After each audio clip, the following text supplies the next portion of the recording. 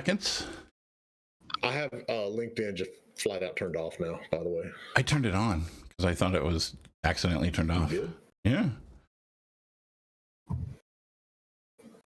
What's up, everybody? My name is Indy, and that gentleman way over there looking very astute on the end, that's Mr. J. Powell from Powell Group Consulting.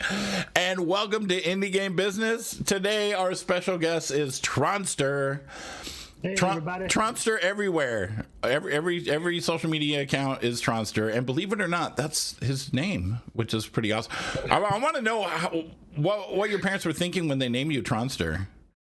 Oh man, I get that a lot. Usually if it's like someone asks about the name and it's like a quick setting, I just say I'm a quarter Czech and I'll leave it at that. Love my Czech heritage, but my birth name was an average name, and when I was early 20s, I was already in the computer bulletin board scene and doing art and games under the moniker Tronster. And coworkers like, hey, look, 5 million women change their name every year. It's not that big of a deal. And so I just had it legally changed in my early 20s. Oh, that's cool. Never looked back. Oh, that's interesting. I was like Indy. I was like, who would have thought to name their child Tronster? But right, maybe I should just change my name to Indy then. You could do it. Yes, you absolutely should.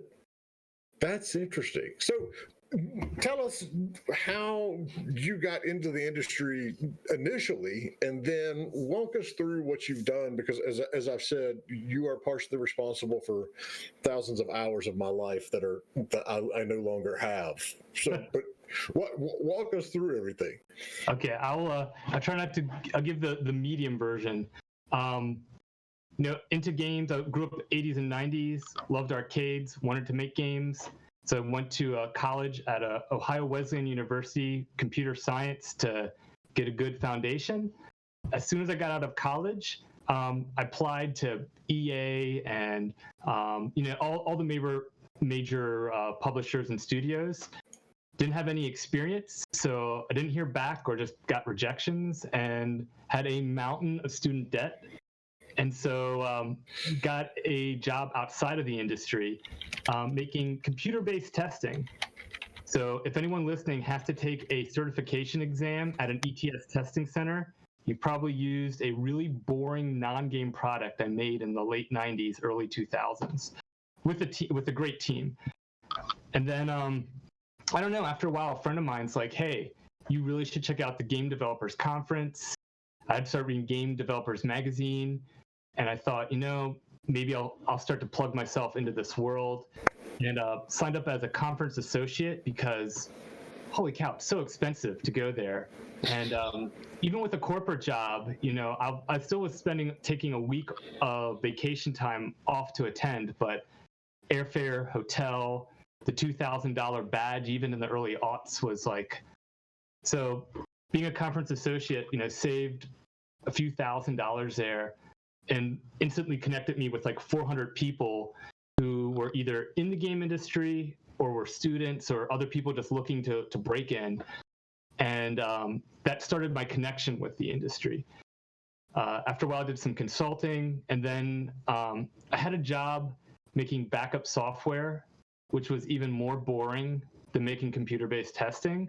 But the money was ridiculous. It was something like $70 an hour, and there was no cap.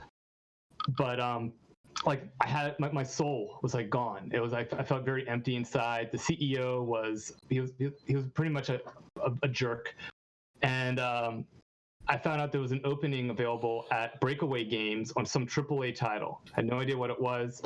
Found out it was Command & Conquer 3 during the interview process, and I had an opportunity to jump ship. Already quit the job. I had nothing lined up, and I could jump over to there for like a third of what I was making for backup software.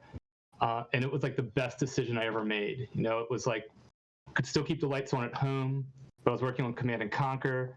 Around the same year, just a lot was happening. We started the Baltimore chapter of the IGDA, got together with some of the game designers, and we founded that. Pretty soon afterwards, started getting involved with MAGFest. And a good buddy of mine was the executive director. and he told us every year, you should check out MAGFest, you should check this out, and would offer us up free tickets. And we came one year, and he's like, you know what? Like, we really want to go and start an indie showcase. I was like, oh, that's a great idea. He's like, okay, will you do it? So, that's where I really started to get deep into the indie game business, was from starting the MAGFest Indie Videogame Showcase with another guy on the West Coast, Gabriel Gutez. And, over the years, I've collected these stories. I've had my own studio, but like the biggest deal we did there was like a $10,000 deal that went bad. But that's another story could share or not. And wanted to come on because I've loved the podcast, been listening for about a half year. And whenever I go out and speak to indies, one of the things I hope to do is to spread some of the knowledge so that they won't fall into some of the traps that I've seen some of the indies who've come to MAGFest have fallen into, because it's a hard business, and time, you want to save as much time and money as possible. So that's a quick spiel. I glossed over a lot of stuff. I can fill in any gaps if need be. Hold on, I was typing, so I had my mic muted. It's interesting, and because you actually have like one of the more normal stories about getting into the industry. It's not like a lot of the rest of us, and it was just like, okay, completely random. I ended up taking this like hourly job, but you actually almost had a goal and went in and did it. And it is funny that even GDC, even back then, cost as much money, because that's like one of the things they always say. It's like, well, we haven't raised the prices that much. It's like, yeah, I know, but it was too fucking expensive back then too. It's not like, it got that much better. So this is interesting because, we run events, you run MAGFest, the indie side of it. Right. What are some of those, oh my God, warning signs? Because even before this like pandemic hit, there's a shitload of shows going on globally, all year long. And so if a developer wanted to, they could spend every week of the year on the road going to some events. So when you're looking at events and when you're, organizing your own, walk us through some of the signs that you look for to make sure that the things that they are doing, the things that they aren't doing, that sort of stuff. Right. Now that's a good point, because I feel like if someone is going to put a show together and there's a lot of warning signs that a lot of indies know it in the back of their mind, their spider sense is tingling, but a lot of it's glossed over because they see that they've got a game, they have something awesome to show off, and may ignore some of the warning signs. But like with any show, whether it be online or in person, there's that opportunity cost. I think one of the things that's awesome about online conferences is that it's just so much more cost effective for an indie to be able to participate. Whereas going to a big conference, it really needs to be worth the money and the time to go to it. So wait, let me stop you real quick. Explain opportunity cost, because that's a very good point, but not everybody's going to know what that is. Right. Explain that real quick. Sure. That's like I guess that's a classic business school term that if there are two or more opportunities, and opportunity A might cost $100 to attend a conference and get a booth, and there will be maybe 5,000 people there. But then there's opportunity B, and it's $1,000 to go to it, but there are 20,000 people there. If you can only do one or the other. And if you do one thing, you're basically, the opportunity cost means you're not going to be doing the other event. What you really want is to find an opportunity C, something that's like cheap to enter, but that's going to have a big impact. And by spending your time and effort on that one opportunity, it means that you won't be able to spend time on those other events. But it's like that article that came out in the Game Industry Biz recently. It was about the indies. I think you might have written a follow-up article on about an indie trying to hit 9 different conventions or something in a year. Yes. And even if the opportunity costs worked out so that you're not missing other conventions, that's the time that's taken away from working on the product and working on the studio, particularly if you're a small indie team, like I don't understand how you can go to so many conventions and still make a game if you were the developers who are both making the game and you're trying to pitch it.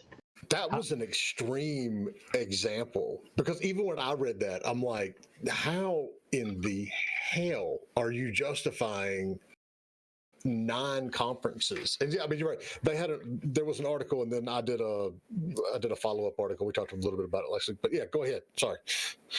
Yeah, so that's just like the key thing you want. I would feel like whenever I was doing indie work, again, I have a small studio, haven't done much with it, but would always be looking at like it needs to be worthwhile.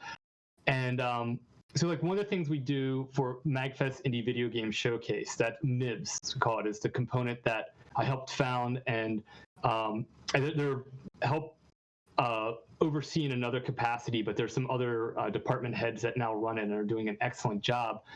Ironically, one of them is the guy who got me, convinced me to go to the Game Developers Conference all those years later, has taken it on. Yeah, is to go and actually make it easier for indies to showcase in person, because the budget is so important, and a lot of places that would have showcasing will charge indies, and MAGFest, maybe just because it's a nonprofit, realized we should actually give the space away for free for indies. So a 10x10 booth is for free. Tickets to MAGFest, which aren't that expensive relative. I think there might be, I don't know if it's hit $100 yet, but it's $80 or $90 for a 4-day conference. 2 of those are given away for free to the indies. Everything except for the hotel and travel costs. And I can't really speak as much to it, but I know that the existing department heads are looking at ways to alleviate some of those costs for indies who like really can't afford it, to see if there's a way to do something. But there are some conferences and in the past that I think look at indies as more of just a moneymaker for the conference. And yeah, I mean, indies who go to a conference are going to be adding value to the conference because they'll have entertainment there for people to see. And that's what I'm hoping a lot of indies see, that not only are they there to show their game and to market their game, but they are providing value for the person throwing the conference. So I feel they shouldn't be bending over backwards for whoever's running the conference. The amount of leverage they have is really going to depend upon whether it's PAX East, or if it's Bob and Joe's rinky-dink conference out in the middle of nowhere, which is a good show. I've been to that one, actually. So. Oh yeah. But we had like one of the ones that we had in the past, in 2009, there was a show called GameX, and this was very well put together show in that or I should say it was put together in that like it reached out to all the right people for the industry side. So all the IGDA chapters on the East Coast got involved: New Jersey, New York, Baltimore, few others. And from the industry standpoint, there was like a good set of conference tracks and all that. But this conference was held at a non-union convention center. They were trying to save money. And that kind of showed, because if you look up GameX 2009, you'll probably see the convention center itself, and it's definitely not like a major metropolis's venue. And also they were able to get some big names there, like EA had a booth there and a few other bigger names. But the conference overall was pretty unsuccessful. I don't know if it was just due to lack of marketing or lack of experience of the team who threw it, but they lost money on it. I know they had some bands from MAGFest did a partnership to went there, and I think the bands did not get paid, and the hotel rooms for the bands did not get paid, and there was a lot of other shadiness at the end because it wasn't able to go and make its full return. And that seems to be like one of the warning signs I would tell people, indies, if they're going to look to showcase at a convention like this, is what is the track record? If it's a first-year convention, hopefully they're offering you free space. I think they were offering 10x10 booth space for $2,500. And this was in 2009. So, since then, it's been like what? I think there's been a 20% cost of living increase. So it would be over $3,000 today for a 10 by 10 booth space with nothing. You'd add another like $500 on top of that to get a power drop and, pipe and drape and all that stuff. For a convention, which I think only had a few thousand people come through it. And it's just tricky. Indies need to look for the warning signs. The fact that there was no following from before and they were asking so much for the indie, it was definitely not worth doing that convention. Might have been worth it for free, or maybe for a nominal amount. I mean, that's a good point, and it's one of the things that we do here because, because we always have to look at conferences in terms of, is it worth our time to go to it? Is it worth us recommending, our clients go to it? But pretty regularly for developers that are looking to go to any kind of conference, I would highly recommend go to the website, check it out, download the sponsor pack, because most of the events have a sponsor deck that you can download. Whether you're planning on sponsoring or not, it's a good idea because that's the deck that's going to tell you how many people are there, what the demographics are. All of the key statistics are going to be in that sponsor deck because they're showing it to Microsoft and NVIDIA and Ad Colony and all these other places to get their stuff done. Those are just a good way. And if they don't have it on there, then you can always there's always things that says, hey, send us an email to request the sponsor deck, and just email them and ask for it, because those are good ways. And if you do that all year long, or you do that every now and then, it'll give you an idea of what proper pricing is. Yep. No, that's totally true. And it's like, it's really tricky to figure out like what is fair, but I'm sure indies who have done a few conventions, they'll start to get an idea of the range of how much stuff will cost. But for the indies who are just coming into it, I'd recommend ask other indies, find out from the community, like what is a fair amount to be charged for a booth space, and whether or not it's possible to negotiate. Because with some of the larger conventions, that may not be an option because they're pretty well set and there's high demand. But particularly if it's a smaller or no-name convention, there's no reason why you couldn't try to negotiate if you feel that you might still get value out of doing it, but the price seems a little exorbitant. Or, just pass on it. You could always pass and wait till the next year and find out what the fallout was of the convention. With GameX, after it happened, the industry summit portion of it was successful, and a lot of people wanted to do it again in 2010. There was no GameX 2010. Like, that thing didn't happen. So any indies who stayed away from there probably saved themselves money and time.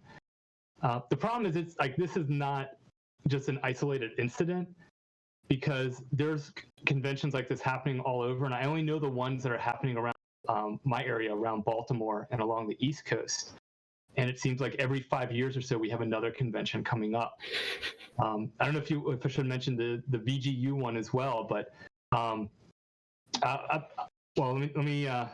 me think how best to frame that one.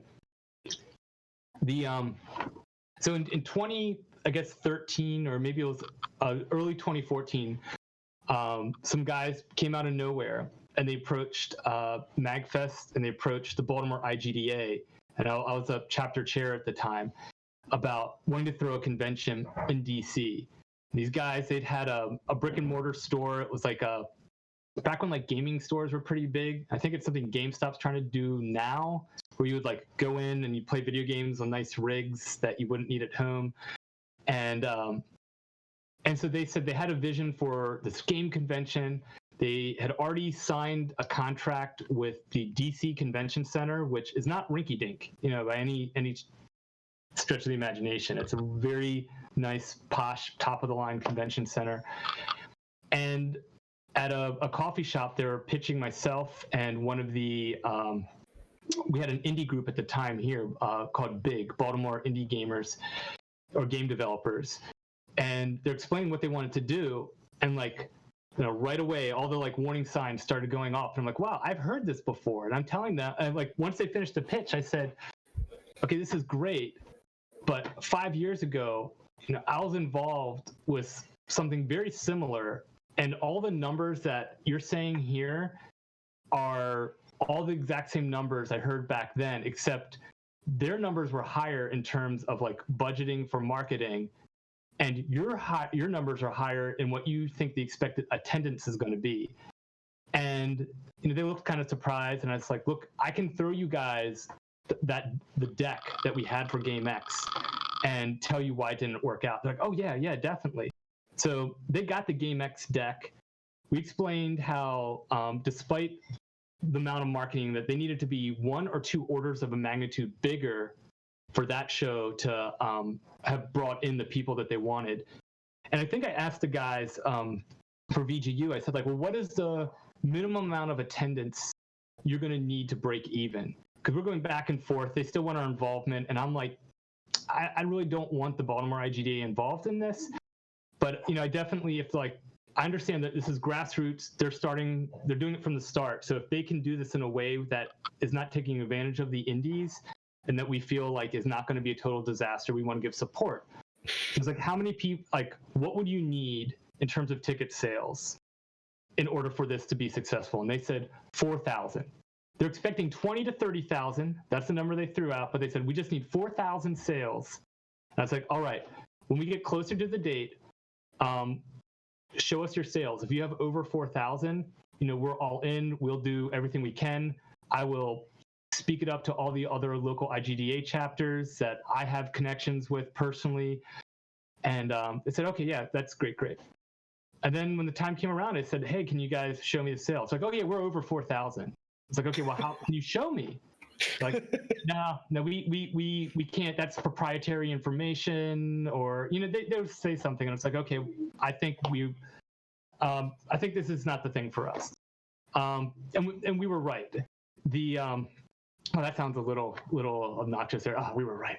But well, I mean, no, you don't, because you have to be able to.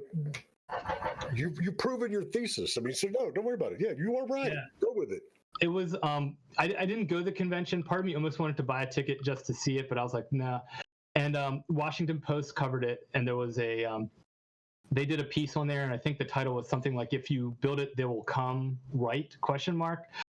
And I think they said they had 600 people there at the height of the convention at like 1 PM on Saturday, and they'd claimed to have, I don't know how much they claimed, 7,000 or so people there, but like, from the pictures that got put up online, I think maybe they had 1,000, 2,000 if you were generous, but you know, they were trying to plan for 20 or 30,000. And having done MAGFest, which brings in about 24,000 people, to some degree, it's good they didn't, because if they'd had that number, they would have not been equipped in terms of staffing and to been to handle it from that situation. But you know, it just looked like a very nicely carpeted, piped and draped, like, wasteland. It was just nothing going on, just a lot of empty booths. And I really feel most bad for it. I don't feel bad for the people who threw it, because they were warned, and you know, they had information. But I feel bad for the indies who showcased there, because they're showcasing to, you know, a few hundred people.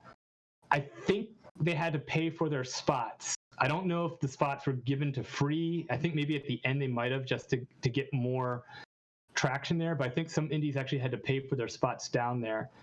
And you know, I'm just like, I'm kind of holding my breath now, because I'm waiting to see like when the next convention is going to come up. And I know they're going on, because also, you know, friends with a lot of the guys for Axis, which is my day job now, in the marketing department. And, you know, they got hit up by VGU, and they asked me, they're like, hey, like, are these claims they're making in this marketing email true? And I'm like, nope, That's not true. That's not true. That's not true. That's not true. It's a small industry. You can't really BS your way around there because people talk, people know each other, and they're going to do due diligence. If if someone is claiming they've done all these games, first thing I do, I go into mobygames.com. I look at your credits history. It's like, did you really do that? Did you not? And same thing when it comes to sponsorships. If someone's claiming it and someone else knows another person involved, they're gonna check it out. So I know it's happening today. I can't, because of Firaxis, confidentiality agreements, I can't say like what those issues are with other conventions, but they're trying to everyone wants to bring in one of the lead game designers from one of the games or claim that a game designer is going to be there. And after they've made that claim publicly, hit the marketing department to be like, oh, can we get Jake? What? Can we get Ed? Can we get Sid? Whatever. And then marketing's like, no. And then the claim is still out there. Even with the VGU one, I think the IGDA was originally a sponsorship, and after all the shady stuff went through, the national IGDA said, whoa, we're not going to be involved either, despite the individual chapters not being involved. You look at the badges for VGU, IGDA is shown as one of the sponsors all over it because they want to try to add legitimacy to it. I've seen shows that are the opposite, where we had one. I wasn't involved in it. Let me go ahead and clear that. But they had sponsors. I knew everybody that was involved, and but they had sponsors who paid money, but then when they showed up, their logos weren't on banners, they weren't included in emails, and it was the exact opposite. It was not like they were claiming that somebody was a sponsor. These were companies that had actually paid for sponsorships and then didn't get what they paid for in terms of that side of it. So it's and I can tell you too, just from running the IGB events for the last year, it's a lot of work. It's a lot of work just to run a digital event. There's no way in hell you would convince me to run an on-site event, even if we weren't in the middle of a pandemic. But there are so many things here and there that have to be done, and IGB is it's a little different because one, I started it just to help companies. I didn't really intend on having sponsors and all this other kind of good stuff, and it's literally just me.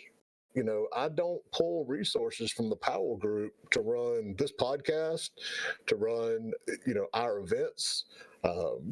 Pretty sure I'm going, now that my wife has been laid off, I'm pretty sure she's going to get hired to do some stuff for IGB, but she's not going to get paid much. But it is a whole lot of work, and so I get it. When some things slip through the cracks, but at the end of the day, too, this is running an event is a very big thing. It's your reputation. And like you said, this is a small industry. We can see through bullshit really, really quickly. And if it looks like bullshit, but we're not sure, it don't take us long to call somebody and find out.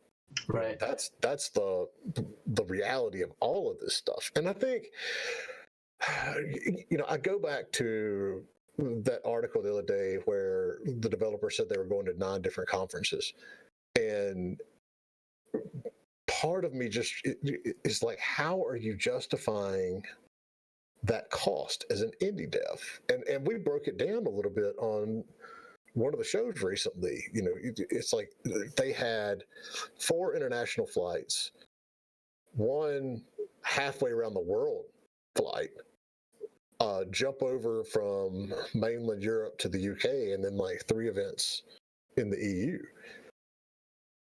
I can't imagine how many copies they would need to sell of that game to cover that. Oh, yeah. It's just absolutely crazy. And I think some of these events will come in and prey on developers like that, because they're like, hey, look, we're going to run an event and you're going to get a lot of eyeballs. the reality is, if you're not getting the right eyeballs, it doesn't matter. It's not just about having, whether or not you had 5,000 or 40,000 people come through. How many of that 5,000 or 4,000 were actually a good target for your game? Oh, yeah. That's a really good point. And one of the indies I talked to, he's a maker of this really good 2D game called Dwell. I think it's early access right now, so I don't know if people can get it or not. But he would show it off at Minecon because it had a lot of concepts that Minecraft players would like. And he just had to go and change how he would pitch the game because it was mostly families there and little kids. And whether or not you're showing there, or like there's a showcase in Baltimore every year, there's Artscape, which is a big art festival with, might even be 6 figures for the number of people who would come in. I have no idea what we're going to be doing this year with COVID, but there's the Gamescape section of that. And indies can apply to showcase there, and I think they can showcase for free, which is great. But the audience that's going to be there is going to be a family audience, people coming for an arts festival.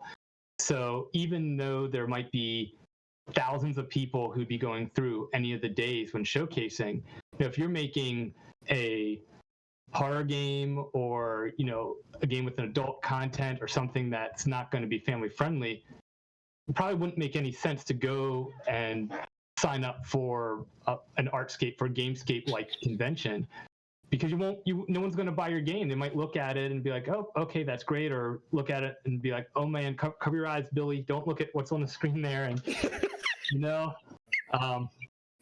it's a place to find the audience. And some of these, one of the other guys I've talked to said, like, a key thing is to look at, if you're going to do the smaller conventions, look for ones which might be for your target audience. So if there's a convention and it was all RPG based and was really big into like JRPGs and whatnot, and you have an RPG, that could be a convention to go to, even if it's only going to be 2,000 or 3,000 people there. Yes. Because you'll get such good conversion on it. It'll be worth your time.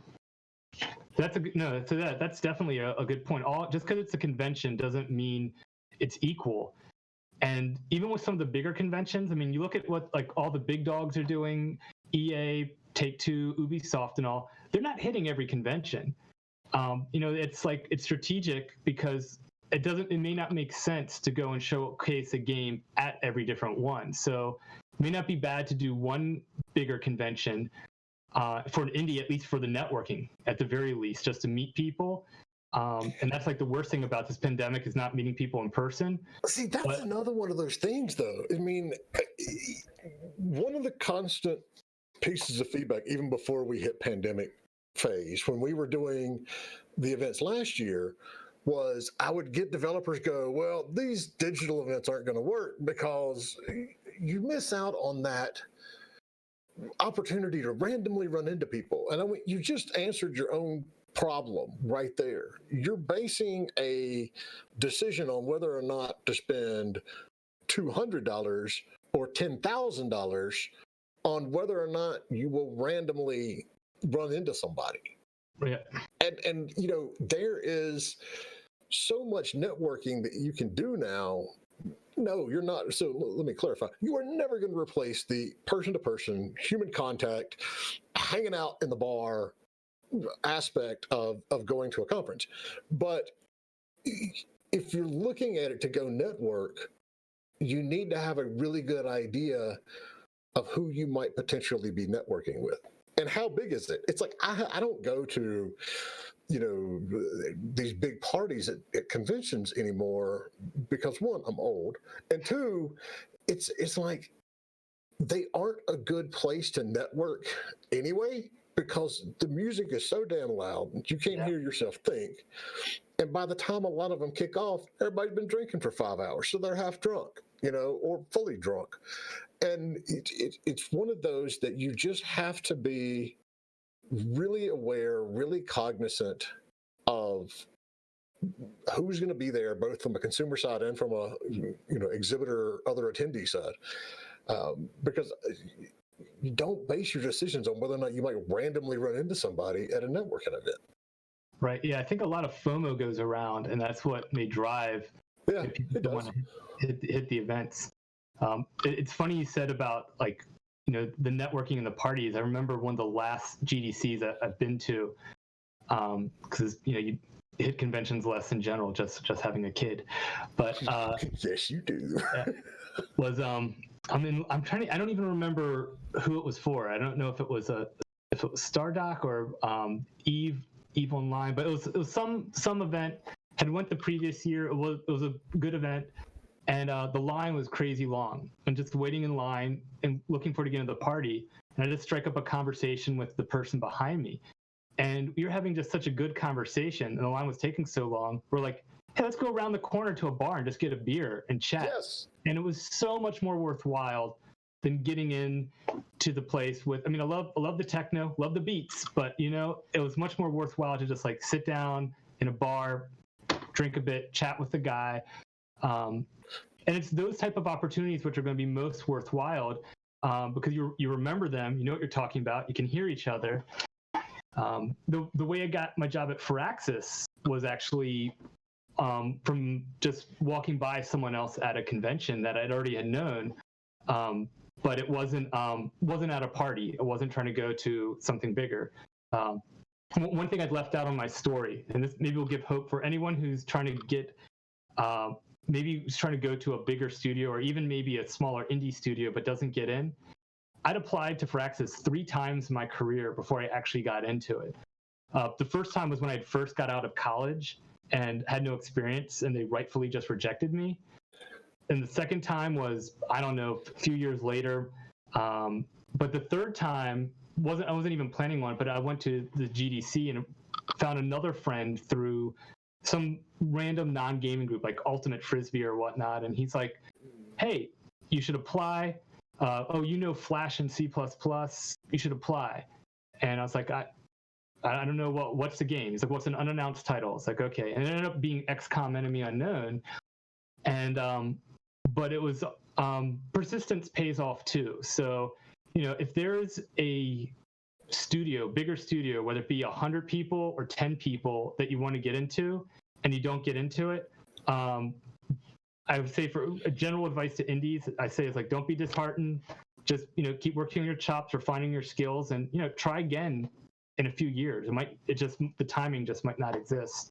Don't give up hope. Because I've also seen indies from my, the studio that I've had who have been trying to get into the industry, and they've gotten to the point where they've suffered so much rejection. They've left games altogether. They don't want to do anything AAA. They don't want to do anything indie. They've got a job. It wears on you. It really does. Part of the reason I have a consulting firm now is because 10 years ago, I was applying for jobs and I got frustrated doing that. And I'm like, screw it. I'm going to do it on my own, which is, I guess it was like 6 or 8 months ago.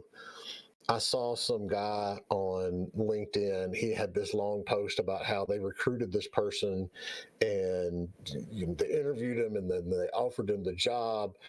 And then out of the blue, he just said no. And that was it. And he left it. And he was like, we spent so much time and it was so rude for him just to say no. And I'm like, how many of those other people that you interviewed did you send a response with a reason behind it? I can guarantee you it's probably less than 2. Right. Right. Because you just do it. You go out and you apply for these jobs. You never get any feedback on, why you didn't get picked. I understand a lot of it is they have to be careful of what they say in case it gets construed as ageism or sexism or anything along those lines. But it doesn't hurt to give people feedback. I deal with it every day. People send us games and I'm like, look, it's not a good fit for us because blah, blah, blah. This is it. But, going out and doing that job search is so mind numbing that, I can totally see how people just go, you know what, the hell with this industry. I'll go do something else. Oh yeah, no, most definite. And it's like I try to do that as well. When we got resumes come through and we want to get to the next level. If we're not interested, we'll give to our executive director, give a quick blurb, which might be like, no, then an executive summary as to why, and then a big detailed blob that they can pick and choose from in what they want to go and send back through, so that there's at least some feedback. And same thing going back to like the whole topic of showcases, like we find that that's been very important too, even inside of like the MAGFest Indie Showcase, is that we've been trying to get better at having the judges' feedback come back.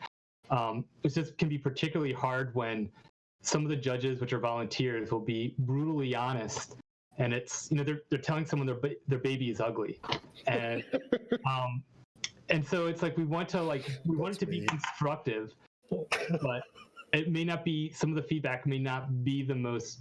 It's not that it's wrong, but it's not the most constructive way of framing it. That's what Jay said his job actually is telling people their babies are ugly.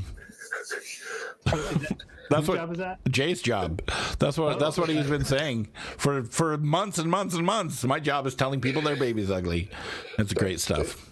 It is. You have to tell them a little bit about why their baby's ugly, but yeah, it's funny because I've been on both sides of that. A good friend of mine, when we used to do evaluations way back in the day, as brutally honest as I am, he was even worse. And I would bring the evaluation back to him and go, all right, dude, I cannot go back and tell the developer this. You need to put it in some way, shape, or form that's not nearly as mean, and we can go back at that point. But it's a fine line. You want to give feedback, but at the same time, you don't want to completely destroy hopes and dreams. Yeah, that is so true. And it's like, it is an art, and it gets better with practice, but sometimes it's hard when you put onto the spot. There's some showcases that we have from local institutions around here, such as Johns Hopkins, University of Baltimore, and UMBC. They all have video game programs or sub-programs in there. And I spoke, I think it was a few days before Baltimore went on to lockdown at actually MICA, the Maryland Institute College of the Arts. And after speaking, they had me look at all the senior Keystone projects they were working on. And like the ones that were great, it's like, oh, this is great, this is fantastic. And the ones that you're like, oh man, it's like, there's bad in that it wasn't executed well. And then there's also bad where you can tell all the students just did not put any time into it at all. And I feel like I should try to be nice on both of them. The ones that didn't put the time in it, I'll be a little bit harsher on, because clearly they've spent half the time as anyone else. But the ones where it's like they tried really hard, but maybe they don't have someone taking a producer type role, or the game idea is just not fun, or they just don't have the technical chops for what they're trying to do. That is much harder, because you want to be critical in that they can know what the problems are, but yeah, you don't want to be so harsh that they're like, well, F games, I can't do any better, and then get out of there. It's the bounce. There is a certain level of need for that, though. I had this conversation with a conference organizer several years ago, and we had just done mentor sessions, and we with those of us who have been doing this for far too long signed up, and we said, hey, look, we'll mentor people, we'll help people. And we had finished that, and we went back, and we were at the hotel bar, and the conference organizer was really energized, and she's like, okay, so obviously the conference itself and the showcase helps the top 20% of developers, and the mentoring is going to help the next 30% that aren't quite ready to go to the top of to present and to be out here doing this officially. She's like, what do we do for the rest of them? And I'm like, you can't help everybody. Some people just need to realize that either the industry isn't for them, or they need to be doing something else in the industry. There's so many opportunities in games now that you don't necessarily have to come in with a single focus and try to do just that. One of the reasons that I do what I do now is because I started at a really small company and I saw every aspect of running a small business, everything from marketing to accounting to sales, acquisitions, literally. I mean, there were 3 of us. We literally saw everything. And that's part of it. It's you have to find not only what you enjoy, but what you're good at. And it's like me, I'm never going to be an artist in this industry. Hell, I'm never going to be a programmer at this point. I love that stuff. I programmed for years up until I got, to college. But that's not my role anymore. That's not what I enjoy. It's not what I'm good at. And so, yeah, I mean, you don't want to go out there and crush everybody's dreams, but at the same time, people need a good understanding of what their opportunity is. Yeah, it's true. And there is so many positions, particularly on the indie side, that are not filled, because I think a lot of people feel they need to fill one of these like creative positions, but there's so many positions outside of the creative game making which are needed for an indie game to be successful. Whether it be accounting, lawyers, producing, so many things. And this is like what usually seems to separate indies who can make the break from doing it just part-time hobby and those who are able to make a living doing indie games, is that either people are able to wear 2 hats and they're very good at one of these other non-creative tasks, or they have someone that they've somehow found. It's still very hard to find these people who can come in and do a lot of all the business stuff, so that anyone who's on the creative side doesn't have to be bogged down with it. Because trying to do it all is hard. And some and that's the reason I have a job. It is. And so I want to talk for a second about how you approach, because you said you just went back and got your MBA, and a lot of that is because you wanted to learn how to do the business side of this industry better.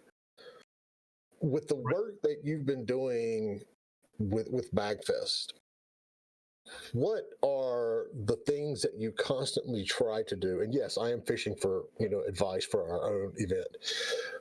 What are the things that you've learned that you have to do, that you try to do, and the little check boxes that you tick that to make sure you're going to have a good event and you don't end up like one of these others that have so many red flags? It's like, what are you making sure that you're hitting? And because those are the things that people are going to need to look for in upcoming events. Right. No, most definitely. I mean, it's tricky using MAGFest as a model. I mean, I can speak to the model, but I'll also say with a caveat that it's more of the exception than the rule. And I think one of the reasons is it's a nonprofit foremost. So there's certain things that have to be adhered to in order to maintain the nonprofit status. And even that was shaky for a while. But thanks to some partnerships with institutions like the Smithsonian, who has an event, and a few other places, that helped add legitimacy. Because you go to the IRS and you're applying for the 501c3, and maybe 10 or 12 of these events have happened, but the IRS sees, video games, nonprofit, and you've got people in their 50s, 60s, 70s maybe working there. I don't know, and they're just like, video games. No, they're clearly a profit driver. It's like, well, no, this is about not only today's video games, but also historic preservation, the music around it. And MAGFest would have probably not have gotten its nonprofit status if it wasn't for a really good accountant here in Baltimore and him able to go and frame it together with how some of the work with institutions like the Smithsonian happened. But that also to say is that because it's nonprofit, MAGFest tries to stay away from taking corporate sponsorships. It's not that MAGFest isn't into corporate sponsorships, but it feels like it must be an equitable trade. And for the most part, it hasn't worked out that way. So there aren't many corporate sponsors, and I don't see how most other conventions could be pulled off without it. The only reason why MAGFest was able to get to this point is really long and slow organic growth. So, while there's 24,000 people now, I think there's only a few hundred people at the very first convention, and it was made to be a small convention. And it didn't move from the Virginia Mark Center in Crystal City to the Gaylord down in the DC until we hit the cap. Like, you couldn't fit any more people, and tickets sold out, way too early. And we realized we need more space. And we thought, okay, at the Gaylord, they have room for about 20 or so thousand people. We should be good for 5 or so years. And what ended up happening, I think by the second year, we already hit cap. We sold out every hotel and the whole National Harbor around the Gaylord. And but there's no other convention centers that would work out. So for anyone listening to this who wants to throw an in-person convention, now is not a great time. Maybe 2 years later. One of the things MAGFest did was went to these hotels and said, "What week is your absolute worst week of sales?" Because they wanted to realize that these hotels, these convention centers, they need to fill them. And that's when MAGFest gets planned. It's basically during the worst week. And now that it's got to the point where it can fill up the entire place, there's a little bit of leverage MAGFest has to work with the Gaylord and other entities to go and figure out when to have it. Trying to think like anything that would be useful for online conventions. Trusting people is good. Good corporate governance is key too. Well, MAGFest has been around for a while. Definitely, you bring volunteers in. Some people think one thing, other people think something else. And then eventually you get strong personalities and they may clash. So if you're, one thing I should have mentioned earlier, if indies are about to go into a convention and they hear a lot of drama around it from the past that isn't resolved in a civil way, that should be a red flag to avoid that convention. MAGFest had some, I wouldn't say drama, but had some issues in the past. But I think the board and the executive directors and whoever was in charge took a adult and responsible way of handling whatever that drama would be. And that's a sign of like a healthy convention.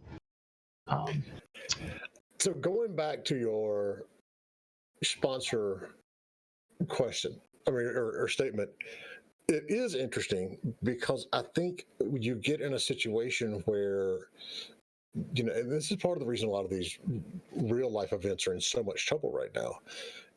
They create this feeding frenzy of, okay, we have sponsors, and so now we have to have bigger space or make things nicer in order to appease them. But then when they do, the cost of it goes up, and then they need more sponsors. We've run four IGB events so far. There's only been a couple of those that had honest to God paying sponsors, and we've got other companies that we work with where it's a trade-off. Help us with this, we'll help you with that, and we'll make you a sponsor. It's not necessarily, sponsors aren't necessarily always paid, but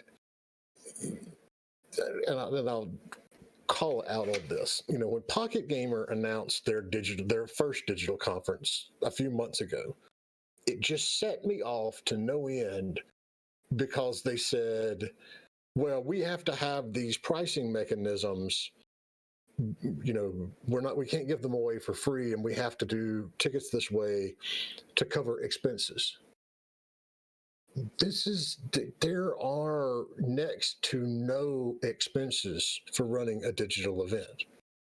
Don't let anyone, fool you on that. You have server costs. We've got costs that have to go into the time that we put into it.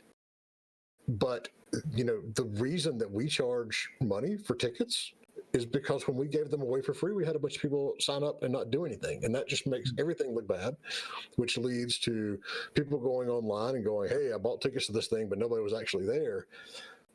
For companies to come in and say, we have to have tickets priced this way, because we have, we have to compensate for something.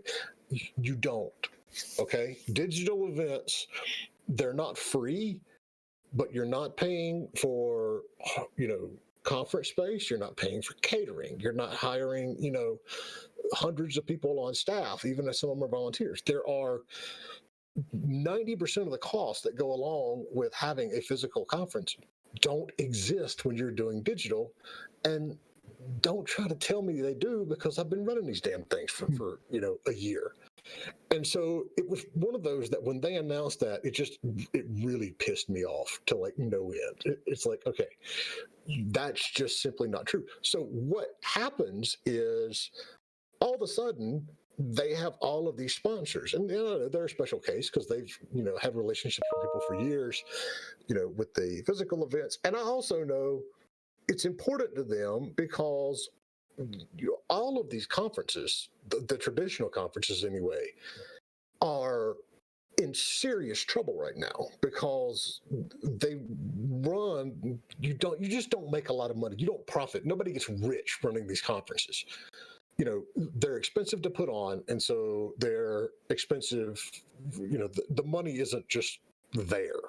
They're running on thin margins. That's what I'm trying to say. Right. And so many of them are in trouble. You look at something like Pocket Gamer. They run what, 5-6 conferences a year around the world, and now they're done. There are none. So it's like they had their first one the other week, and they've already announced their next one is going to be like in 2 or 3 months.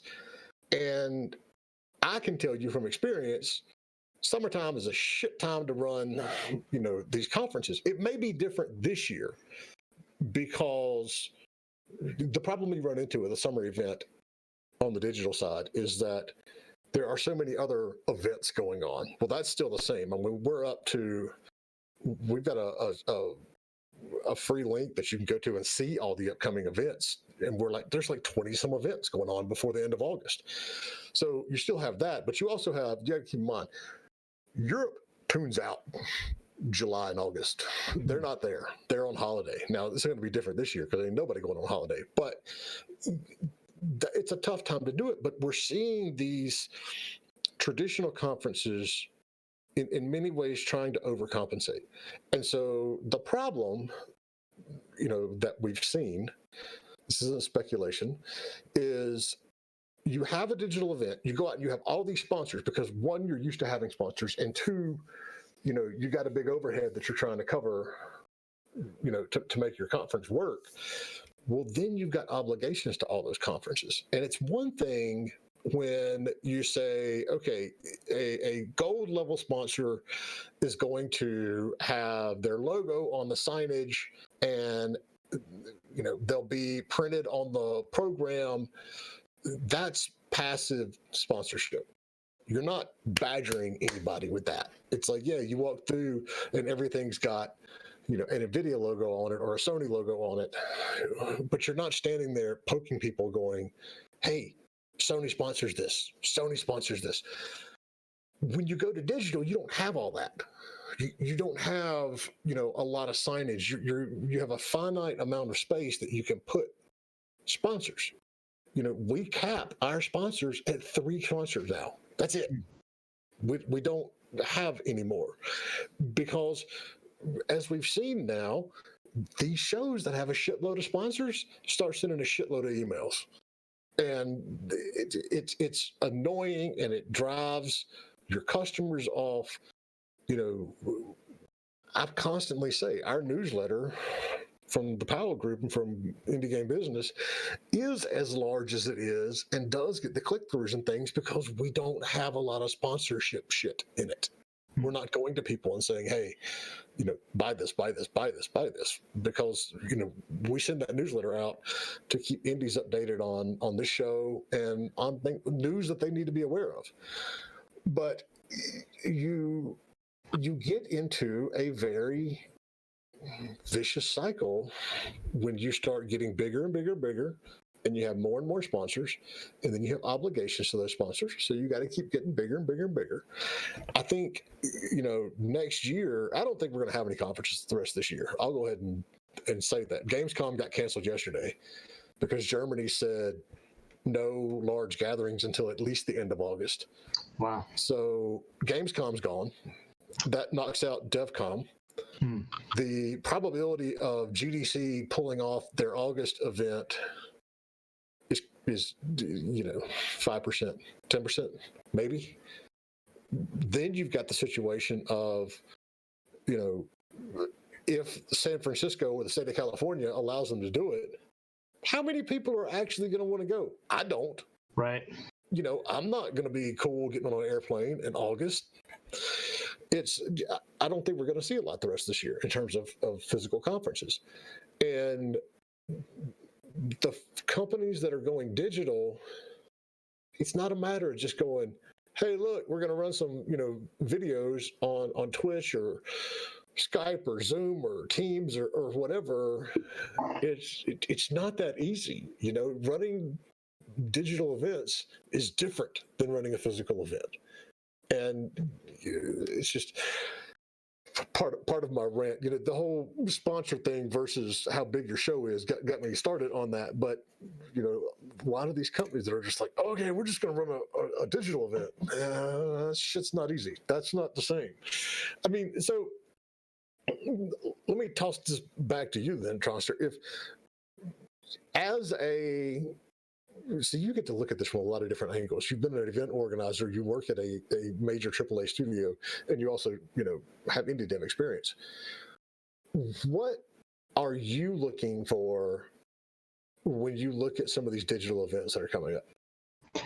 Oh, wow. That's a really good question, because it's, if I'm looking at a digital event, I'm probably looking at mostly more from the indie standpoint. I know on the professional AAA, we have experts who are handling that aspect.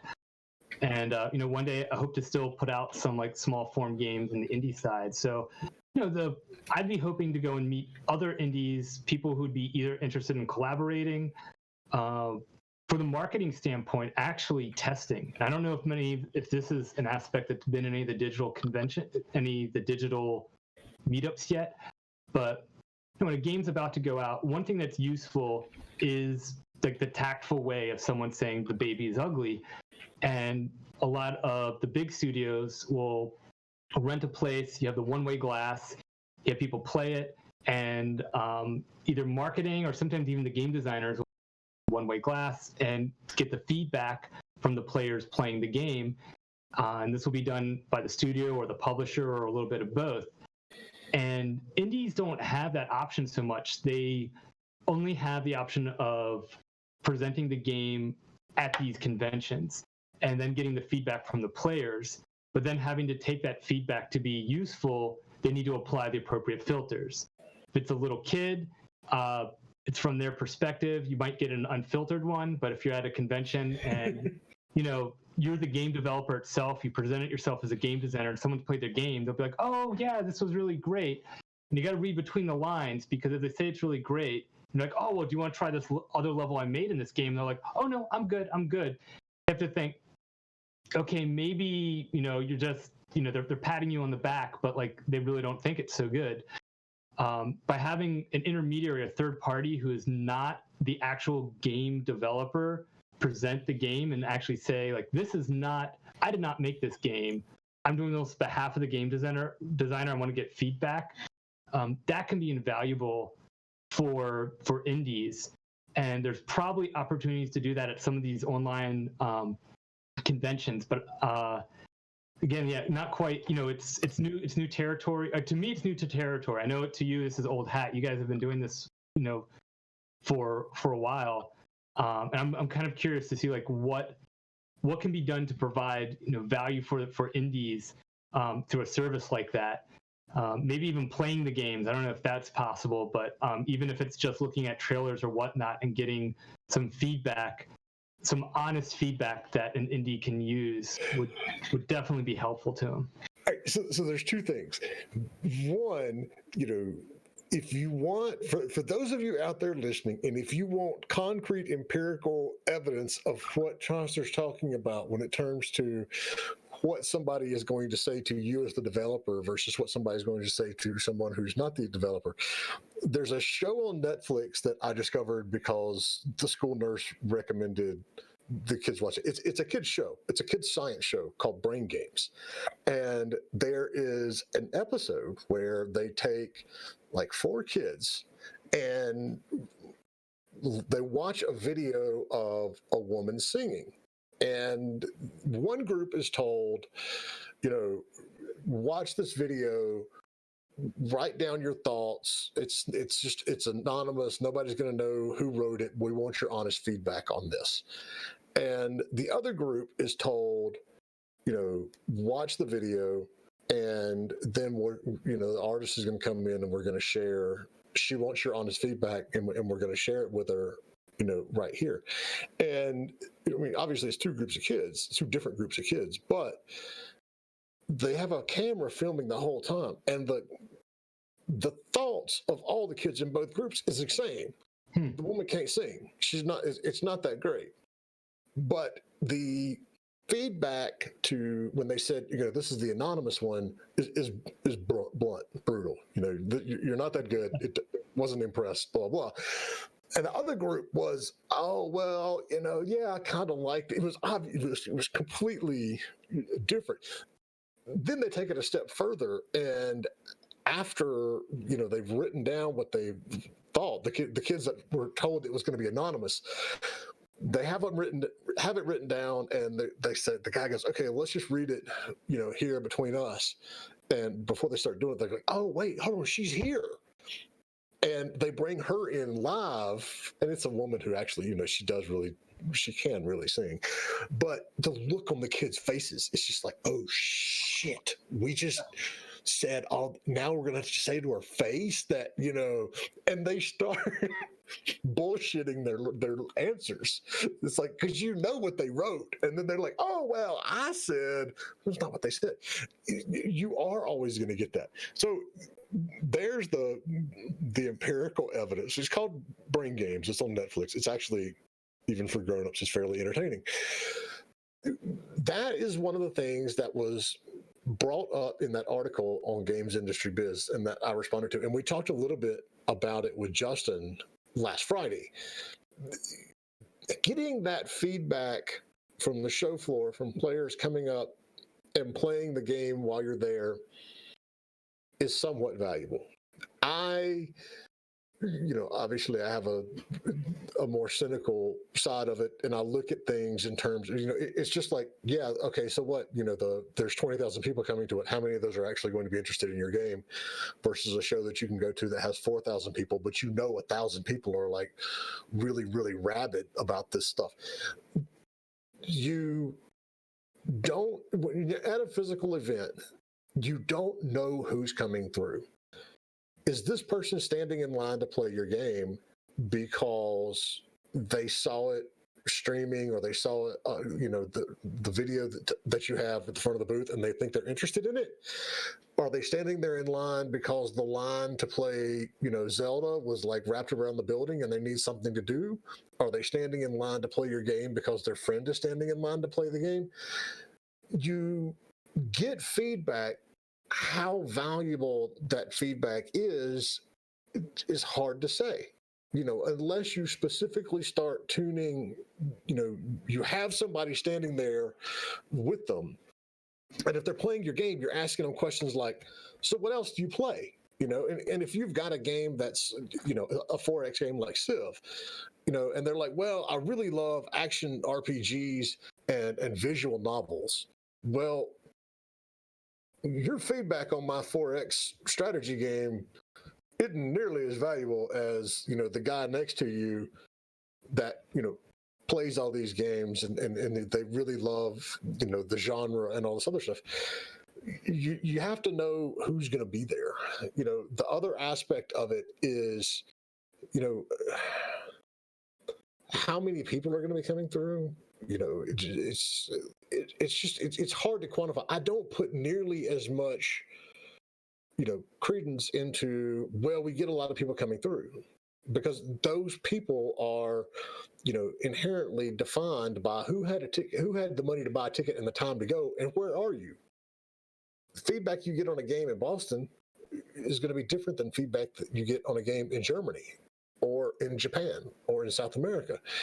The reality, the way I recommended people, indie devs go and do this is, one, look at how much money you were going to spend to go to that show in the first place. If you go on Keymailer or Woovit or any of these, sites that actually let you sort streamers and influencers, go and instead of getting your feedback, relying on who happens to be walking through the conference that day, you can actually target the influencers that play your style of game. And if you're looking for feedback and not just, marketing eyeballs, because it's two different things, there are hundreds of streamers. We see them, I see them in every Discord that I'm in, including our own, who, they don't have thousands and tens of thousands and hundreds of thousands of followers, and they're looking for new stuff to do and new games to play. And that's where I recommend you get a much more focused audience, because you're right. How much money have we spent as game companies bringing people in for that focus testing, where you have to have a room and you have to have the two-way glass and you have to make sure everybody's there and you're taking the right notes? Now we have streamers. And a lot of these streamers are really passionate about genres and types of games. And you can go to them and say, hey, look, will you play mine? Because a streamer is going to tell you what they think. It's their job. That's what they do. If yours sucks, they're going to say, I don't like this because, what are those things called? The build trees. Your build trees aren't set up right. Blah, blah, blah. I just think that that's a much more scientific way of doing this than, geez, there's 10,000 people at this event and 347 of them came through. But how do I know that their feedback is accurate or good? Exactly. It's, getting that signal from the noise in there, and, and just whatever can be employed at the events itself. There's all of these other little things we didn't really touch on, but are also keys. Like, will press be at the event? Is there mailing lists for the event? Can you set up your own mailing list? Someone comes there, email lists. And also you make a good point too, that there's these lists out there now. You can find streamers. There's a Wikipedia page of notable game conventions, which is great. And make sure it's notable, because I wouldn't be surprised if up until this year there were thousands, but at the very least there were hundreds of different sized game conventions, and only about, probably a handful, few dozen are of notable event. And you've got, maybe a dozen or so, which are like the big ones out there, like the Gamescom, PAX, E3 and whatnot. And, using online resources can tell whether or not someone's going to be able to offer you something that's worthwhile, or whether or not, like, if you've never heard of them, it's like, well, you talk a big game, but where's your information out there? So just like going to streamers for a target audience, use the internet for getting the information, for deciding where you're going to go. Oh, wait, we have a question. Oh my God, that's like a question for me. Andy, when was the last time we had a question for me on this show? I don't know. I mean, how important are you? Here we go. Not very. It's like, so how much money and how many people should you have to start an online convention? Seems like too much for one person. It is. Plus friends make it more fun. So the money that you're going to need is going to depend on what you want to do. You're going to have money for marketing, because I will go ahead and tell you, for the 4 events that we've done for IGB, I spend a good amount of a month, not in my daytime, but in my nighttime, sitting on the couch going one-on-one with publishers and developers and explaining why this show is effective. And, we've done it. We had a huge show with, hundreds of people last time. We had over 1,100 meetings happen at our last event. And I still have to get on and go, look, this is who comes. This is why it's important. This is why it's good for you. Are the meetings one-on-one, or what are? Well, I know you threw out that there. What is it? Just people, or the group meetings, or how does that? No. We partnered with Meet to Match day one, and the reason we did that is because I sincerely believe they have the best solution when it comes to online business matchmaking. So you go in and.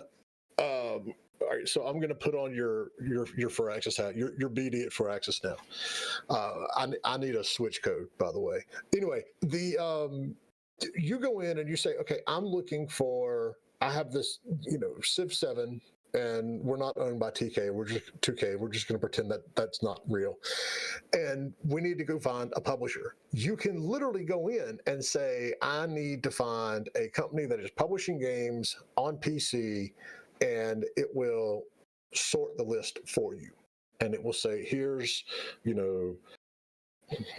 70 companies that are going to be here. Because when you fill out your profile, you say what you do and you say what you're looking for. So here's 70 companies that are looking for PC games to publish, or that publish PC games that you can talk to. And then you send an invite, you send a meeting request to them, and you're like, hey, I'm Tronster. I have this new upcoming 4X strategy game. The stuff that we've done in the past is like really good, and we think this one's going to be really good too. We need a publisher. Do you want to meet? And so you don't have to know anybody. It's not like it used to be when you would go to these shows and you're like, oh my God, I got to find the person at 2K to talk to. I have no idea who the person at 2K to talk to is. It's right there. It's like you send an email to that person. Well, it's not an email. It's in the system. And that person then gets your request and says, oh yeah, this looks interesting. And this is something we might want to publish. And they accept it. And it goes on your calendar. Because you pick the time, and it only lets you pick times that work for both of you. If you already have another meeting out there, it's not going to double book you, which, as someone who has run, managed shows for developers for 20 some years, I can tell you is damn near invaluable. But, it cuts the bullshit and the guesswork out of it, because you get to see exactly who the companies are that are looking for your product. You send them a message, and then they can say, no, it's not right for us right now, or I'm not interested at all, or hey, let's talk later, maybe outside of the show. And once the meeting is set, when it's time for your meeting, if you've used Meet to Match at any other conference, it says, okay, Jay, you have a 4:00 meeting with Indie, and you need to be at booth 421.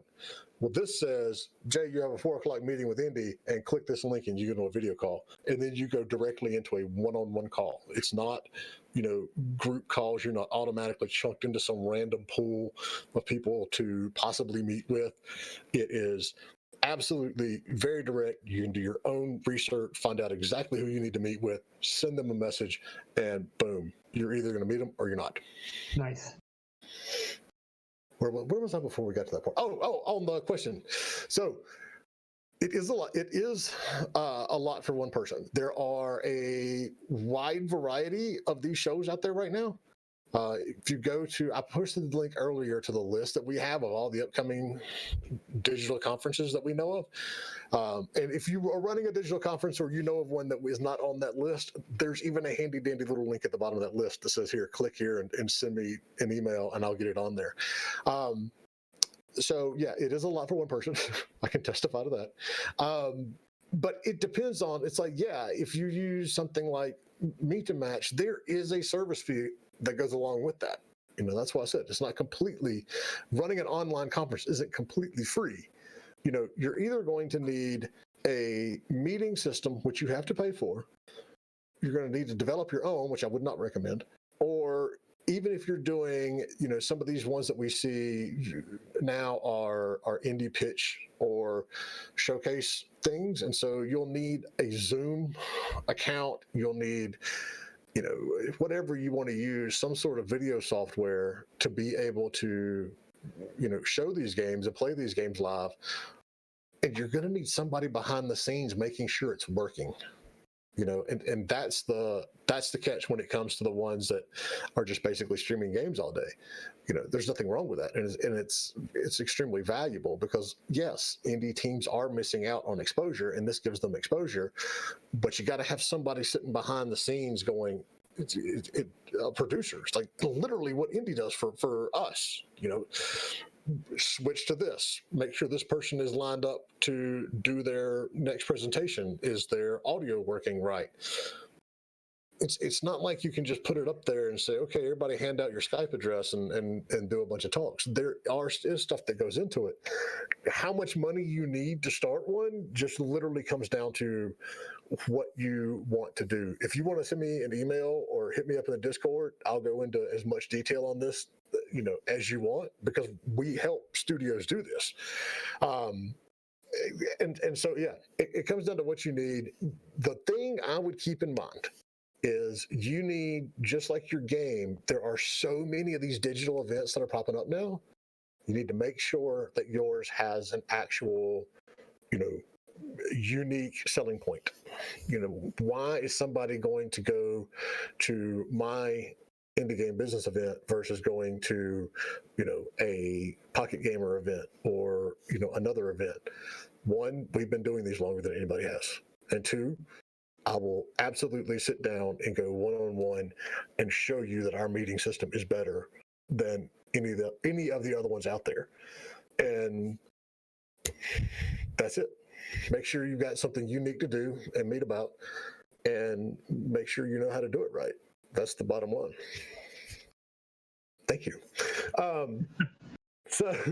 And thank you. And scene. We're way over now, and we haven't even got to Indy's rant yet. That's okay. I can save my rant when I'll be a little bit less emotional about it. All right. Tronster, I'm totally fine with that. You want to add, dude? I really appreciate you coming on. This is sure. Awesome. No, I mean, I guess I would just reiterate, for any indies doing a showcase, don't get into FOMO, ignore the FOMO, and look at the opportunity cost.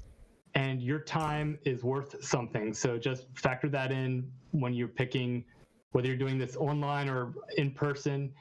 And remember, the bar is much lower once you're online. It's much easier to do something like this, which is awesome. So that's all. The bar is much lower in the fact that, yeah, it's easier, but at the same time, there's a lot of people who realize that the bar is lower and they're going out there and doing things that don't meet standards. But yeah, do it. Well, I mean, here's the point to that too about opportunity cost. You guys have been doing it for a while. You've got a following. I mean, your Discord shows that as well.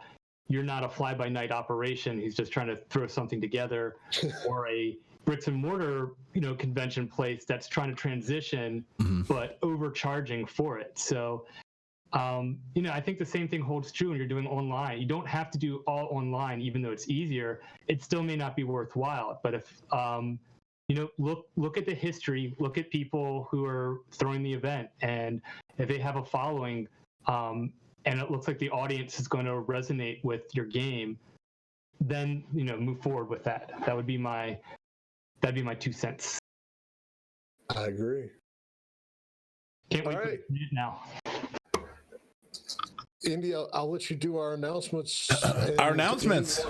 Well, okay. All the stuff that you're good at plugging. All the good stuff. All the things. We're not talking about plugging things again, are we? Like the last episode. Fill that hole. All right, you guys. So check out our Discord. It's down beneath right there. Discord.gg/indiegamebusiness. Also, if you are looking for some help with your game or some consultation, go to powellgroupconsulting.com. Reach out to Jay on Discord. Go into the Discord. This is going to be live. Well, if you're hearing it from Anchor FM, it's already live there. Anchor.fm/indiegamebusiness. And I think that's it. I guess we'll be back next Wednesday.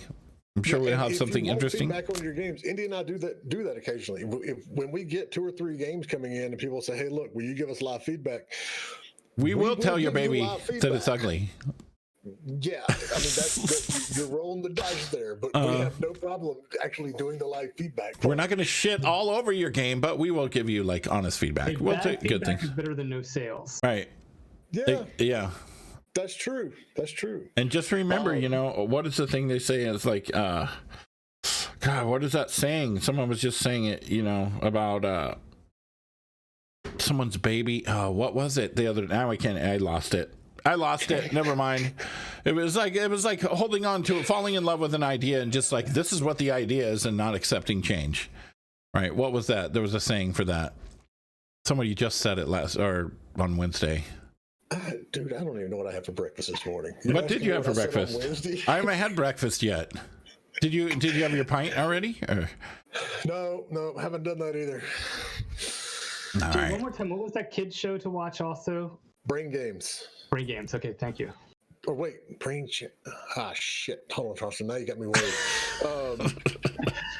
Cause I want to check that out. That sounds awesome. I love psychology experiences, experiments like that. Hold on, I may have lied. It may be Brainchild. Yeah, it's Brainchild. It's Brainchild, not Brain Games. Brainchild. Sweet. Better is a dinner of herbs where love is than a stalled ox and hatred therewith. Yes, that was the saying. Wow. That was pretty deep. I'm gonna have to like think about that all weekend. That is pretty deep. Yeah. So thank you guys so much. Remember, if you want to watch on any of the, we're live Wednesdays and Fridays. You can watch on Twitch. You can watch on Mixer. You can watch on Facebook. LinkedIn, for some reason, is borking. But yeah, just look up. We're getting closer to figuring out why, though. Yeah. So just indie game business. Just type it in there. Thank you guys so much. Stay safe, everybody. It's been fun.